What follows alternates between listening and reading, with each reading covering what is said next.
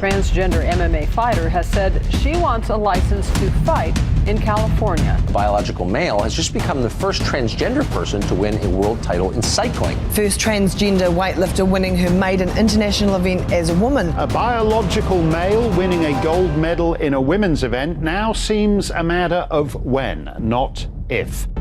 Since sports events began, men and women have been segregated by gender to make the competitive events fairer due to differences in muscle mass, innate strength, or testosterone levels.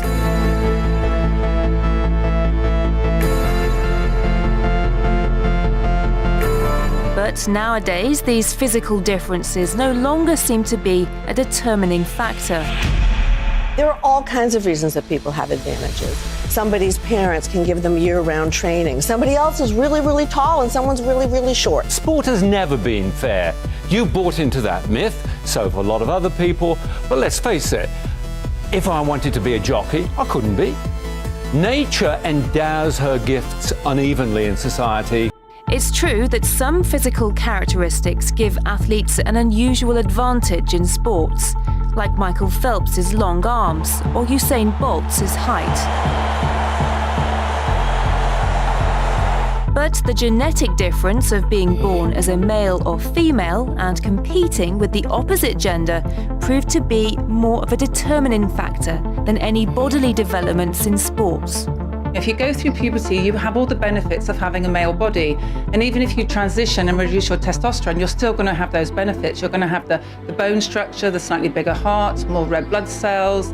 So therefore, a female athlete competing against a transgender female is always going to be at a disadvantage. Testosterone levels are important because the amount of the hormone defines the eligibility of athletes to compete whenever sporting events are limited to a single sex, following IAAF rulings.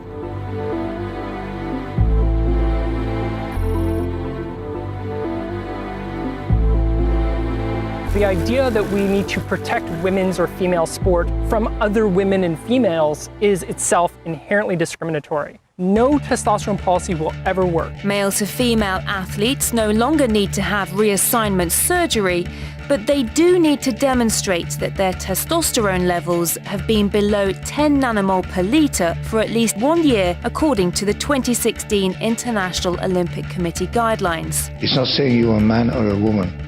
It's saying you can compete. It's a matter of eligibility to participate in certain competitions. In the case of female to male athletes, they can compete without restrictions. But 10 nanomoles per litre, as I understand it, something like 90% of female athletes, their testosterone levels are around 3 nanomoles per litre. So in other words, this upper limit is 3 times what would be typical in a female athlete. So it seems like a kind of arbitrary setting unrelated to the realities of the situation. Well, I actually agree with you there. But what happens with student athletes who decide to change their gender? Well, the rules are not clear at all. Most countries don't have clear regulations, and the biggest student sports organization in the US, the NCAA, does not require gender confirmation or a legal recognition of a player's transition sex in order for transgender players to participate on a team that matches their identity, at least 1 year of hormone treatment prior to competing on a female team.